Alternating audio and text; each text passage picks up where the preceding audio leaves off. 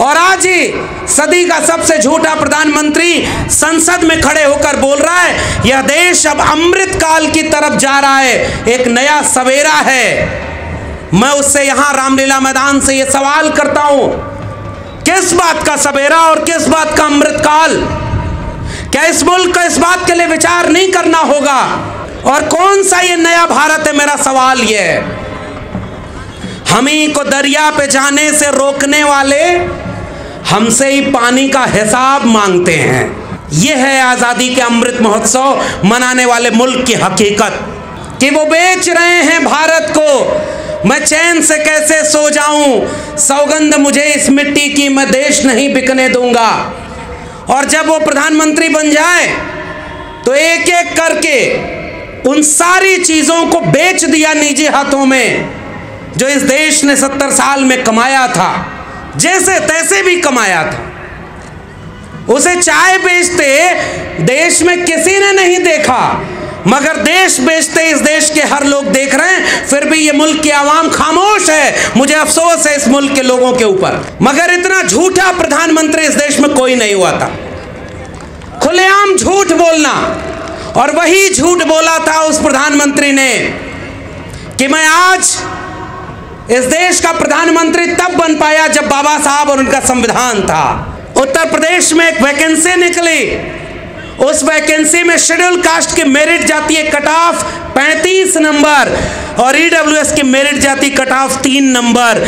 यानी जो मेरिट वाली थे, मुखस्य जायते ब्राह्मण बाहुर नाम क्षत्रिया, जो मेरिट के नाम पर आरक्षण वालों को गाली देते रहे, जब एक ओपन एग्जाम हुआ और ईडब्ल्यूएस का बैसाखी भीख उन लोगों को मिली, तो शेड्यूल कास्ट वाले लोगों से 20 गुना नीचे मेरिट निकली। ऐसे जमूरों ने हमारे लोगों को अपमानित किया है। हम तो तुमसे उम्मीद भी नहीं करते कि तुम छत्रपति साहू जी, महात्मा ज्योतिबा फूले, सावित्रीबाई फूले और डॉक्टर लोहिया और तमाम लोगों को जानते होगे। हम तो तुमसे उम्मीद भी नहीं करते, क्योंकि मेरे विश्वविद्यालय से पढ़े हो, एंटायर पॉलिटिकल साइंस किए हो और उसकी भी डिग्री तुम्हारी झूठी है, इसलिए हम तुमसे ज्यादा उम्मीद नहीं कर रहे। बन गए प्रधानमंत्री, लेकिन एक बात बताओ, अगर इस मुल्क के किसी भी कोने में जाकर तुम कहते हो कि तुम ओबीसी हो, तो इस देश में प्रधानमंत्री रहते हुए तुमने 8 साल में एक बार भी मंडल कमीशन का अगर नाम लिया हो तो मुझे बताओ, तब मैं मानूंगा कि तुम असली ओबीसी हो। जिस परिस्थिति और जिस माहौल में हम इस देश के वंचित शोषित कमेरा लोग दिल्ली में इकट्ठा हुए हैं, वी द पीपल पैगाम के इस मंच पर, इस आयोजन में, वो माहौल, वो देश की हालात बहुत मुश्किल और चुनौतियों भरे हैं। जिन वजहों से, जिन रास्तों से चलकर हमारे जैसे लोग देश के गांवों से निकलकर यहां तक पहुंचे, वो रास्ते बंद किए जा रहे हैं। मगर ऐसे वक्त में जब चारों तरफ निराशा का माहौल हो, लोग ये सोच रहे हों और आपस में बात कर रहे हों कि ऐसा लगता है कि बालू की तरह हमारी हाथ से हमारा हक, अधिकार, हमारी एकजुटता फिसलती चली जा रही है और हम उसे रोक नहीं पा रहे। मुझे दिल्ली के रामलीला मैदान का ये मंच एक उम्मीद की तरह नजर आ रहा है कि तमाम तरह से अलग अलग जिन्हें समझा जाता है, वो बहुजन वंचित शोषित समाज के लोग इस सभागार में, इस मंच पर और इस पंडाल के सामने इकट्ठा हो गए हैं। मुझे यहाँ से भी एक उम्मीद की रोशनी नजर आ रही है, इसलिए मैं निराश होने की बजाय उम्मीदों से अपनी बात शुरू करता हूँ। उम्मीद इस सवेरे की, जिसकी रोशनी यहाँ जो 3 आदमकद मूर्तियां खड़ी हैं, वो यूं तो मूर्ति है डॉक्टर अंबेडकर, महात्मा ज्योतिबा फूले, सावित्रीबाई फूले की, और 6-7 दिसंबर का दिन, जिस दिन डॉक्टर अंबेडकर को वो लोग भी मजबूरी में ही सही याद करते हैं जो अपने दिल में गोडसे, गोलवलकर और हेडगवार को रखते हैं। आप अपने पुरखों के उस कद को महसूस करिए जिन्हें पहले नजरअंदाज किया गया। मुल्क की आजादी के बाद उन पर किताबें नहीं छापी गई, इस देश में उन पर कुछ पढ़ने के लिए किताबें नहीं मिली, विश्वविद्यालयों में शोध नहीं हुआ। गोया बात नहीं करेंगे तो डॉक्टर अंबेडकर खत्म हो जाएंगे, फूले खत्म हो जाएंगे, बिरसा मुंडा का नाम लेने वाला कोई नहीं होगा। मगर आज मैं इस बात को पूरी जिम्मेदारी से कहना चाहता हूं कि इस मुल्क के किसी भी कोने में हक हुकूक के लिए कोई भी आवाज अगर उठती है तो उन आवाजों में प्रेरणा स्रोत के रूप में भारत के संविधान के साथ बिरसा, फूले, अंबेडकर और पेरियार एक नजीर, एक उदाहरण बनकर के हमारे सामने है। मिटाने वाले मिट गए और आज उम्मीदों का नया सूरज हमारे सामने। ये बात बिल्कुल ठीक है कि जितनी आबादी हमारी है, जितना हक मौका हमारे पास है, उससे तो इस मुल्क के हुक्मरान, इस मुल्क के वंचित शोषित कमेरा लोगों को होना चाहिए था।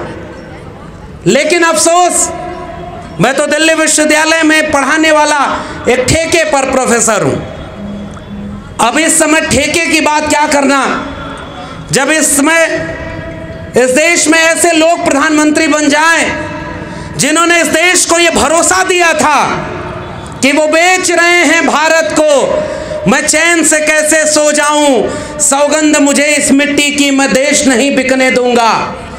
और जब वो प्रधानमंत्री बन जाए तो एक एक करके उन सारी चीजों को बेच दिया निजी हाथों में जो इस देश ने 70 साल में कमाया था, जैसे तैसे भी कमाया था।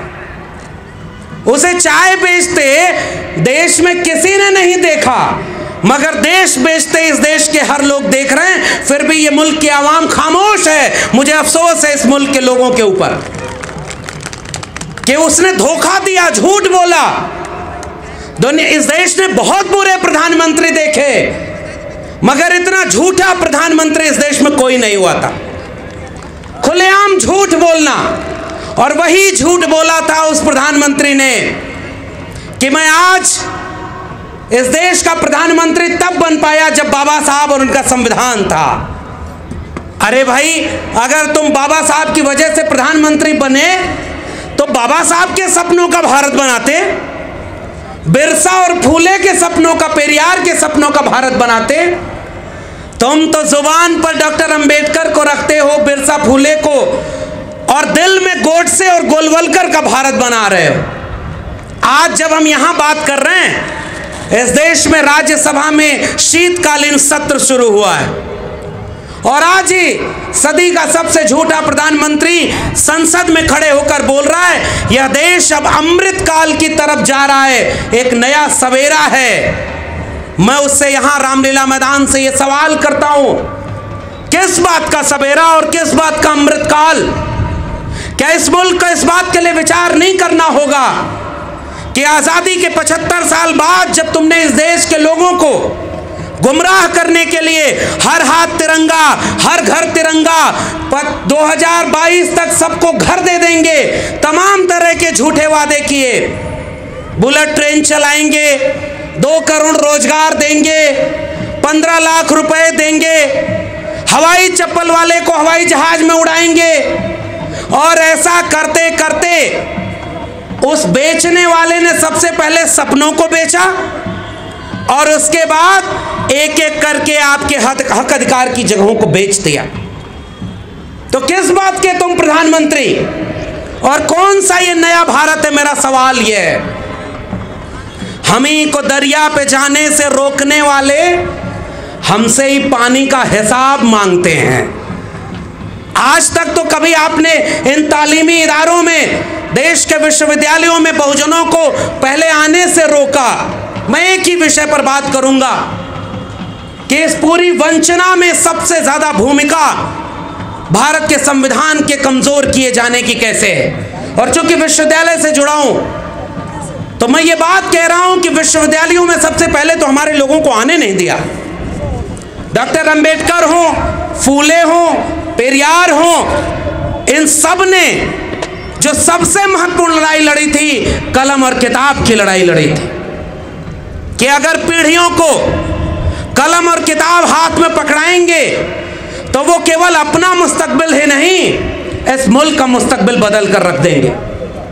आए कुछ लोग विश्वविद्यालयों में, रिजर्वेशन तो 1997 में हायर एजुकेशन में आया, मंडल का दौर आया तो मंडल का विरोध करने वाले इन विश्वविद्यालयों, मीडिया घरानों और देश के बड़े बड़े संस्थानों में बैठे एलीट अपर कास्ट लोग जो अंग्रेजी बोल करके सोचते थे कि भारत एक डेवलपिंग कंट्री है, उन्होंने आपके बच्चों के आरक्षण का विरोध किया था।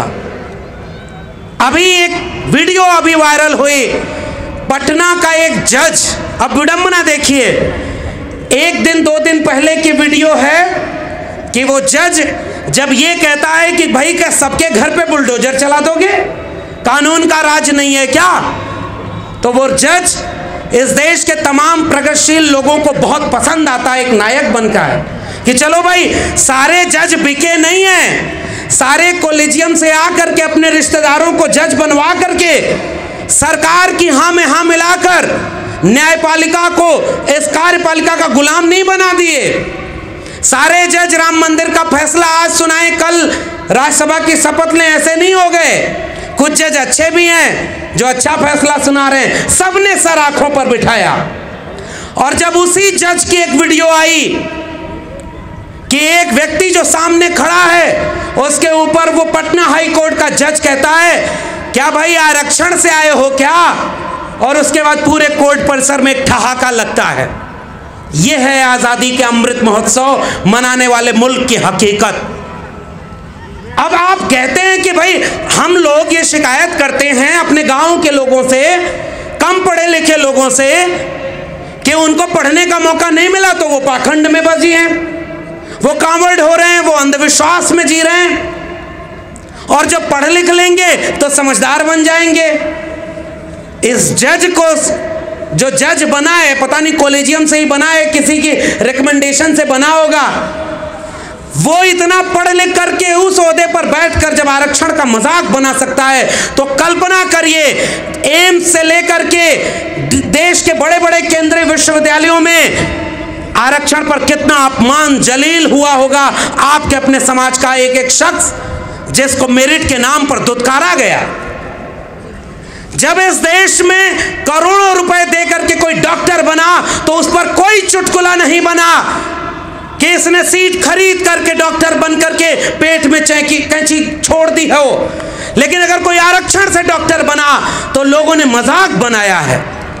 अगर किसी ने आरक्षण से नौकरी ली तो इस देश के कुलपति प्रिंसिपल नहीं बनाया गया कि भाई कोटे से आया है, और जब 10% सुदामा आरक्षण आया तो वो सारे चुटकुले बंद हो गए। ये कौन सा देश है भाई।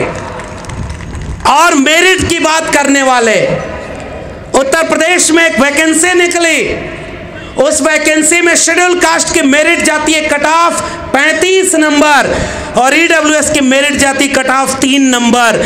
यानी जो मेरिट वाली थे, मुखस्य जायते ब्राह्मण बाहुर नाम क्षत्रिया, जो मेरिट के नाम पर आरक्षण वालों को गाली देते रहे, जब एक ओपन एग्जाम हुआ और ईडब्ल्यूएस का बैसाखी भीख उन लोगों को मिली तो शेड्यूल कास्ट वाले लोगों से 20 गुना नीचे मेरिट निकली। ऐसे जमूरों ने हमारे लोगों को अपमानित किया है।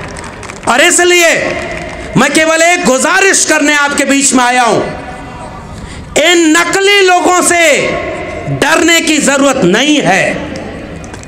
ये झूठे लोग हैं जो इस देश के 48 केंद्रीय विश्वविद्यालय तो इस समय हैं। इस देश का प्रधानमंत्री जब चुनाव लड़ने जाता है तो कहता है कि मैं ओबीसी मां का बेटा हूं, ओबीसी लोग मुझे वोट दें, और दे भी रहे होंगे बहुत सारे ओबीसी लोग। मैं तो उससे एक सवाल पूछता हूं, हर मंच से जाकर सवाल पूछता हूं, चलो छोड़ दो ओबीसी होने के बाद भी हम तो तुमसे उम्मीद भी नहीं करते कि तुम छत्रपति साहू जी, महात्मा ज्योतिबा फूले, सावित्रीबाई फूले और डॉक्टर लोहिया और तमाम लोगों को जानते होगे। हम तो तुमसे उम्मीद भी नहीं करते क्योंकि मेरे विश्वविद्यालय से पढ़े हो, एंटायर पॉलिटिकल साइंस किए हो और उसकी भी डिग्री तुम्हारी झूठी है, इसलिए हम तुमसे ज्यादा उम्मीद नहीं कर रहे। बन गए प्रधानमंत्री, लेकिन एक बात बताओ, अगर इस मुल्क के किसी भी कोने में जाकर तुम कहते हो कि तुम ओबीसी हो, तो इस देश में प्रधानमंत्री रहते हुए तुमने 8 साल में एक बार भी मंडल कमीशन का अगर नाम लिया हो तो मुझे बताओ, तब मैं मानूंगा कि तुम असली ओबीसी हो। आप सभी लोगों को मेरा क्रांतिकारी जय भीम, जय मंडल, जय संविधान है। इनकलाब जिंदाबाद है।